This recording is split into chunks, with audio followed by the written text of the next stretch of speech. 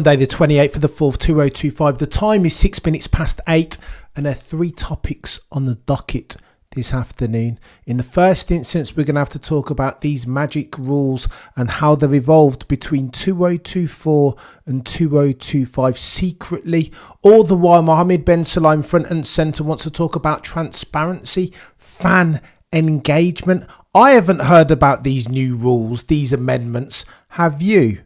Well, they've been released, leaked per our guys, the guys and girls, our mates over at the race, and we'll go through them. Gary Anderson has spoken about Lewis Hamilton's struggles and the inverse effect on the Mercedes gang, the boys and girls at Brackley and Brixworth, saying that they've come along now and are better for the absence of one Sir Lewis Hamilton. And in the third instance, we'll talk about Mohammed Ben Sulayem and all of the nonsense, transparency, accountability, robust process controls, or lack thereof. Let's talk about these rules, because what were they talking about last race weekend at Saudi Arabia? Max Verstappen said, listen, the rules have changed. They're on a sheet. You don't know about these. They've all been discussed in private. It was like, what are they talking about? How could they change the rules? Surely not without letting F1 fans all around the world know, especially since transparency is front and centre. Well, here's what you need to know, because the boys and girls over at the race have done the heavy lifting for us. These are the rules as they read last year in 2024 around overtaking, particularly the likes of which we saw at the Saudi Arabian Grand Prix into turn 1. Now, in the first instance, the overtaker will need to have at least his or her front axle alongside the mirrors of the other car no later than the apex of the corner. Let's see what that looks like in this rule set and reg set. What's changed, chat? And we're going to flip back and forth here because we have to. Now, 2025, that reads, have its front axle at least alongside the mirror of the other car, no change, prior to and at the apex. That prior to has been added in, if I am reading that rightly. Go on. And in the second stanza, be driven in safe and controlled manner throughout the maneuver, entry, apex and exit. That sounds reasonable. Now, what's changed then for 2025? Be driven in a fully controlled manner, particularly from entry to apex, and not have dived in. Are they victimizing anyone here, chat? Is there anyone on the grid in particular who weaponizes this sort of move? Let's go back to the 2024 regs. And that says, the final stanza says, without deliberately forcing the other car off the track at the exit. This includes leaving a fair and acceptable width for the car being overtaken from apex to corner to the exit of the corner. Now here's the new ones in 2025. In the steward's estimation, have taken a reasonable racing line and been able to complete the move whilst remaining within track limits. Here's where it gets techie than techie things, chat. If the rules were as they were in 2024, Oscar Piastri would have got the penalty, though, particularly because of that third stanza. Let's go back to it. 2024 rules and regs as far as overtaking, without deliberately forcing the other car off track at the exit. Aggressive overcrowd was how you'd characterise the Oscar Piastri move. Turn 1, Saudi Arabian Grand Prix, round 5. Therefore, you could easily make the case that Oscar Piastri's overtaking manoeuvre as at round 4, Jeddah Corniche, Saudi Arabian Grand Prix, would have been illegal had it been under the 2024 rules. Under the 2025 rules, though, nothing to see here in the steward's estimation. What are we doing here? Honestly, sometimes I feel like the FIA, in the way that they couch the rules and regs, make a rod for their own back. This is chaos, chat. So too, there was an additional clause or stipulation in the rules as at 2024. They must be able to make the corner within track limits. That's now gonzo. The shift, therefore, right the race has been shifted. The priority, therefore, the benefit of the doubt has been given to the attacking car, the overtaking manoeuvre car. in this case Oscar Jack Piastri, and that's why, chat, I would insinuate Maximilian Verstappen, for some say soon to be 5-time champion, was so peeved off. 2024 regs, he doesn't get a penalty. 2025 is a paradigm shift, very different, subtly so, some say. The race continue as well, and this is quite important. The guidelines ram home this point that the overtaker is to be given priority, because there is an additional stipulation that I don't have on screen. So I'll read it out to you. When an overtaking driver has priority, it is the responsibility of the defending driver to avoid a collision or forcing off the overtaking driver. Oh, the humanity. The onus, therefore, is on the defender to avoid the collision. What are we doing here? Chaos. Properly techie. Oh, and by the way, if we're going to get techie for a second, Sir Lewis Hamilton is the gift that keeps giving. Gary Anderson, the legend of Formula One, God tier engineer, now chiming in on this occasion. He had something to say about Sir Lewis, and he's talked about Ferrari's aspect, and so too Mercedes, how it's impacted them both. Here's what Gary's had to say. It seems that not much has changed since the last 3 years of difficulty for Sir Lewis at Mercedes, where he never truly got to grips with the ground effect cars. Despite the change of team, Mercedes is Ferrari now. Lewis Hamilton is experiencing the same problem. Full stop. New paragraph. Lewis Hamilton, says Gary Anderson, and I quote, is lost. Unquote. Oh, the humanity. And he gets more damning, chat. He continues. He says, as far as Mercedes, Kimi Antonelli and George Russell are going great guns. It seems that they have a car that's more predictable, and so too their line of travel as far as developing that car. Gary Anderson says, in the past years, quote, Mercedes certainly could not ignore Lewis Hamilton's feedback given the successes they've achieved together in previous seasons. They had to treat him as the number one driver, and George Russell probably remained a bit on the sidelines. He says Russell and Antonelli seem to be trying to get the best out of what they have now rather than looking for magic solutions, as did Sir Lewis, Carl, Davidson, Hamilton. Their car, he continues, seems more predictable and stable, and I think this reversal of trend could be linked to the fact that Hamilton is no longer at the tip. Oh, the humanity. Is that what we're doing, Gary Anderson? Oh, the humanity. Now, we like, you know that we like a bit of truth, value, objectivity. We'll never sacrifice either one of those things, not least at the altar of partisanship or cognitive dissonance. But give the dude a bit of grace, Gary. What do you mean? That Mercedes have come along. I understand where he's going, but now is the time. Is now the time, really, Gary, to say that Mercedes have improved? Maybe they've improved just because they have a quicker car, maybe. Just maybe. Maybe they've improved because they've come along, they've developed. George Russell is better now. Kimi Antonelli is a fresh, young, hot prospect. Maybe that's why they're better, Gary. Not just because Sir Lewis Hamilton's left, although I understand the point and the sentiment to which Gary Anderson is alluding. Oh, and by the way, can we talk some Mohammed Ben Sulayem? All right, let me apologise in the first instance. I preface everything I'm about to say with, I desperately don't want to talk about MBS and the FIA. I want to talk about racing and the plot lines, the pertinent ones, the salacious ones sometimes. But this dude leaves me with no option. In the first instance, chat, you guys know about swearing gate and expletives. One might argue that that's why Maximilian Verstappen was so fuming last race weekend, feeling muzzled as a fire-breathing F1 driver. You'll recall that there's only so much they can say now, isn't it, as F1 drivers, lest they want to cause moral harm. Appendix B, per the steward's guidelines, states that they can get fined anywhere up to €100,000 for a third offence of failing to comply with instructions of the FIA regarding the appointment and participation of persons, blah, blah, blah, blah, blah. Swear, criticise the FIA, therefore, and you could get up to €100,000 worth of fine. That's Mohammed Ben Sulayem's word, lest we forget. These are his words, by the way, not mine. We are not rappers. Niki Lauda, Alain Prost, Ayrton Senna, they were drivers. They weren't concerned with all this other stuff. I don't want to hear my drivers swearing. Mohammed Ben Sulayem's words. Not mine. That's what he wanted. Now, however, it feels like the dude's doing something of an embarrassing U-turn. Gets techie.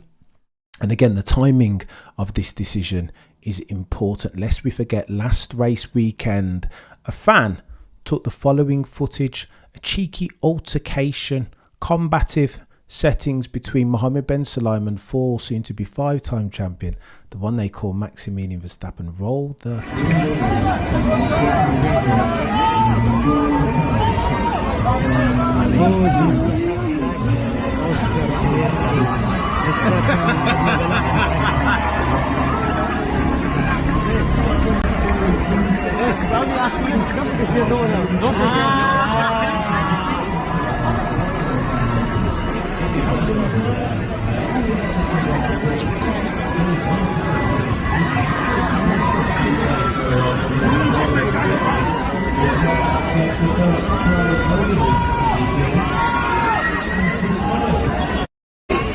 I mean, way to overstep your remit, FIA president. Again, your role, as I understand it, and correct me if I speak out of turn here, is to institute for the rules and regs in a way that's true, fair, consistent across all related parties, to level the competitive landscape should it need to be. So what's this then? How comes each and every single time he's kicking around Max Verstappen or the winner of the Grand Prix, to where Oscar Piastri has to push him away, Lewis Hamilton too? How is that what we're doing now? Free Jean Todt, bring him back please. A dude who believed in competence and doing his job. Bill Belichick second. But now, on the 28th of the 4th, 2025, here's what Mohammed bin Sulayem wants to say. He wants to second guess himself. U-turn settings, 180 settings. Nothing this chap is, if not indecisive. Here's what he said. Let's read it together. Following constructive feedback from drivers across our 7 FIA World Championships, I'll have you know, I'm considering making improvements to Appendix B. As a former rally driver, I understand the demands they... Oh, he's such a... This dude.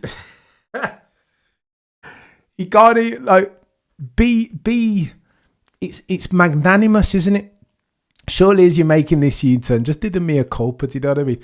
As a former rally driver myself, I just can't, I don't know, beggars belief. I can't even read it without laughing. Appendix B is a key part of the International Sporting Code of Conduct and essential in helping keep the sport accessible for all our sporting family. Humans make the rules and humans can improve. You see the way he's distanced himself? Do you know what I mean? How humans, human error 2021. Do you know what I mean?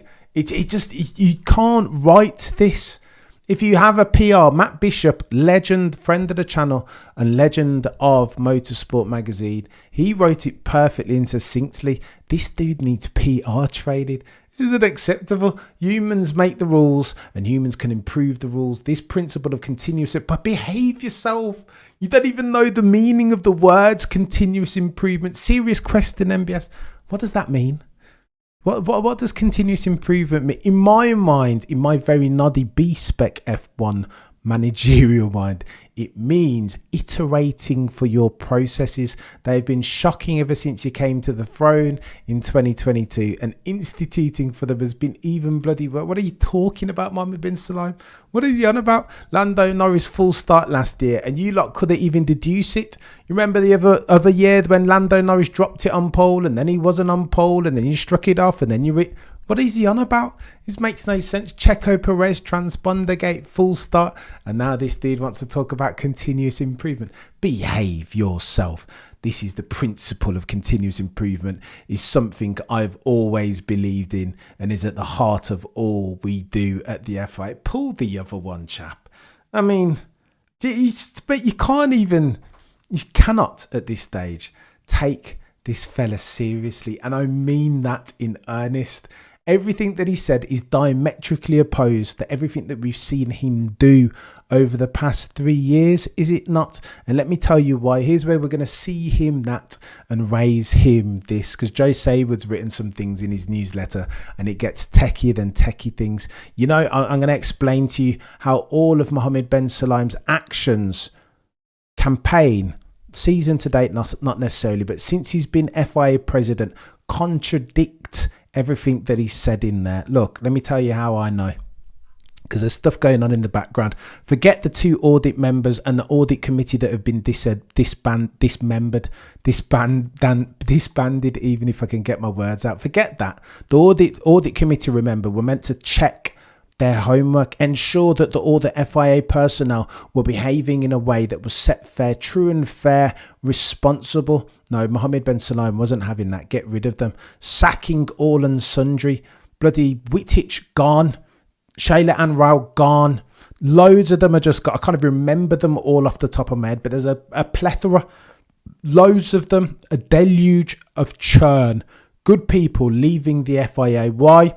Because MBS only wants yes men and women around him. Constructive challenge isn't something that he takes well to, lest we forget. Private jet travel expense expensed to the FIA, an exorbitant number as far as its pound value. They were checking that, weren't they? Where were the findings, MBS, if your organisation holds transparency near and dear to its heart? We haven't seen them. That's what we're dealing with here. And this dude wants to talk about transparency and continuous improvement. Is he having a giraffe?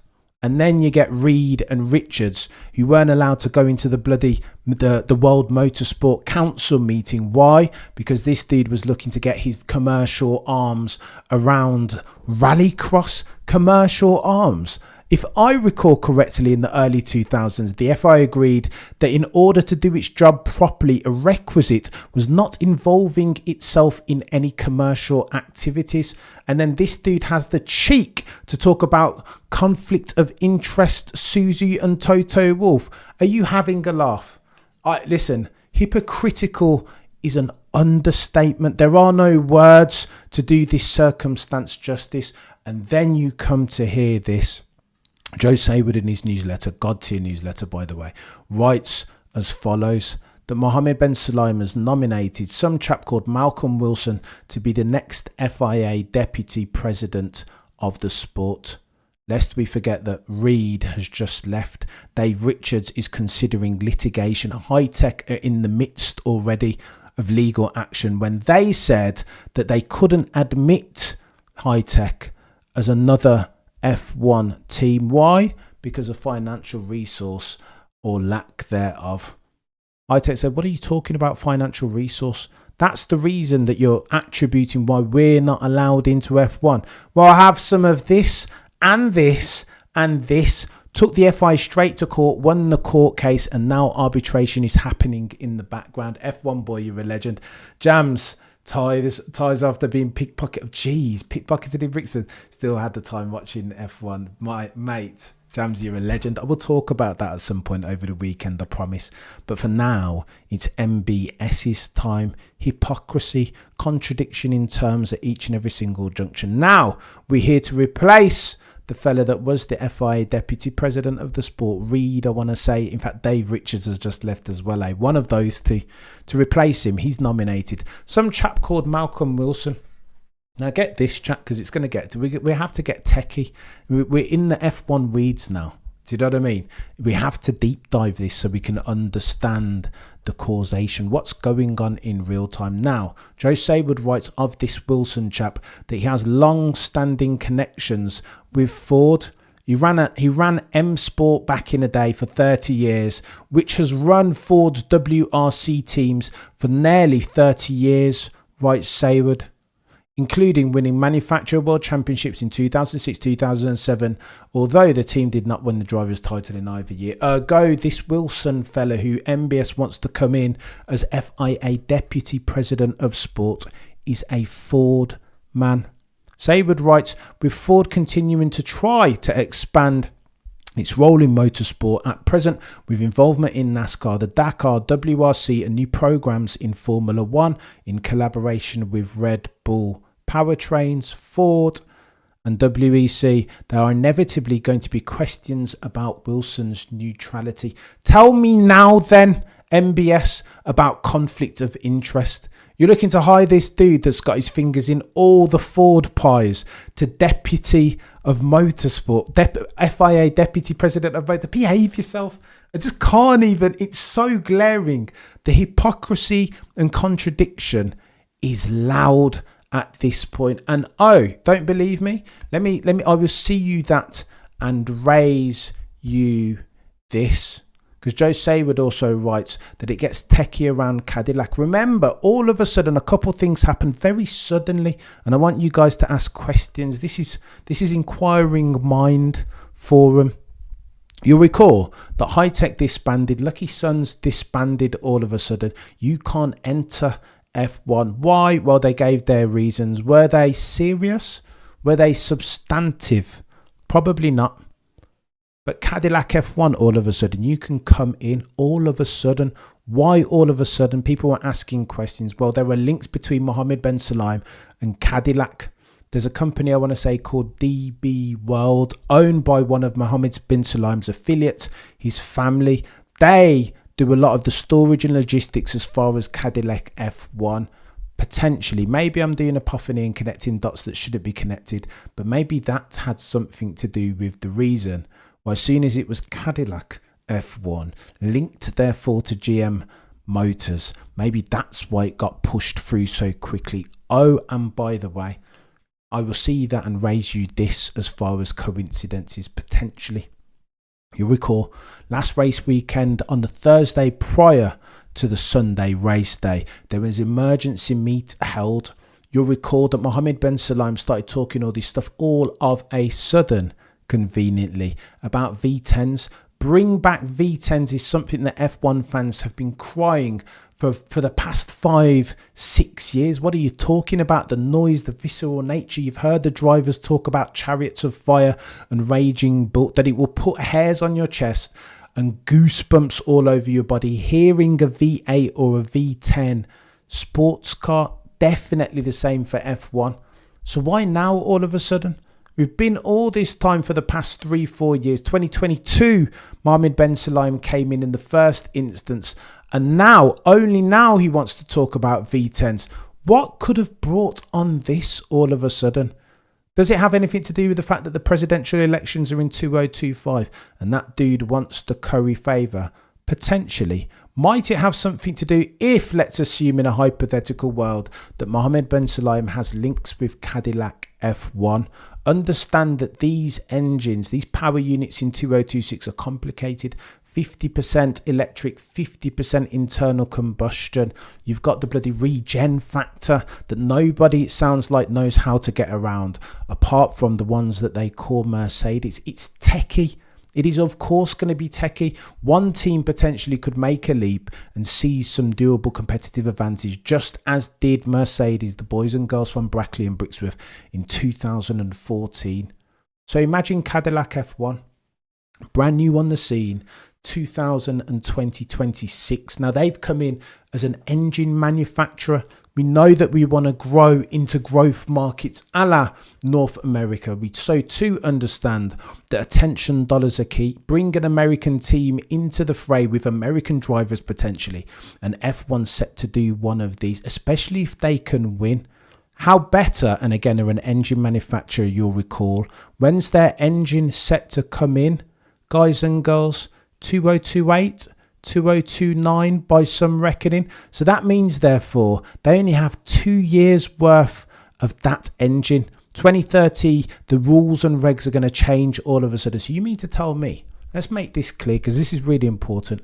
What you mean to tell me is that GM Cadillac F1 are going to go away and do all of this research, or plow millions, hundreds of millions into due diligence as far as the all important 50-50 power unit.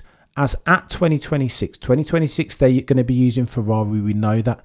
2028, 2029, they will be their own engine manufacturer, Cadillac, GM, however they want to brand it. So you mean to tell me that we expect, that it's reasonable to expect a brand new entrant in Formula One to plow hundreds and hundreds of millions of research and development into a power unit that they will use for how many years?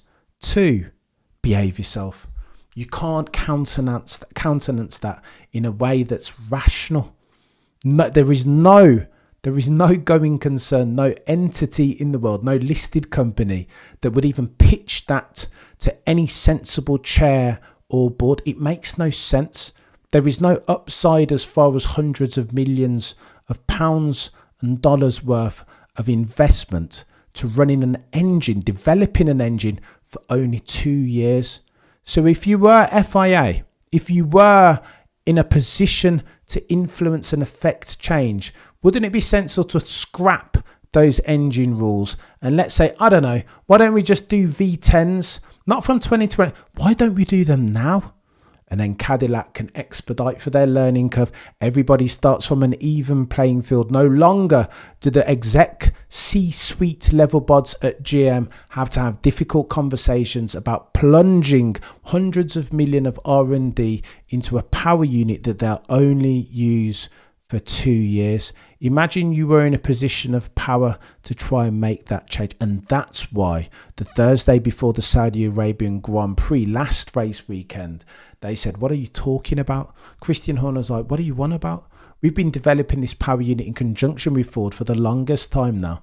There is sunk cost and there is no unwinding for that sunk cost as far as the due diligence that's already gone into the 2026 power unit. Mercedes said the same thing. And Scuderia Ferrari said exactly the same. What are you doing, Mohammed Ben Sulayem, suggesting that if agency was such a thing, then forgive me for connecting those causation dots. Liberals think backlash hurts fascists. It does bloody Nora Umach. We're getting super techie like that. Chaos. I'm telling you, all of this FIA circumstance, the fact that this dude is desperately trying to curry favour ahead of the next elections in December of this year. Again, you'll forgive me for not believing. I'm not buying anything that this chap, nor the FIA as the regulatory body of Formula One, is selling. I cannot. No, I will not. It's techier than techie things, of course, as we go into the Miami Grand Prix race weekend, that we find ourselves yet again having to cover this chap and all of his shenanigans. Nothing if not conflict of interest. How very dare he therefore leverage that very accusation, the very thing that he's been doing, the one that they call Susie Wolf, and her hubby Toto, the boy who cried. What are we doing here?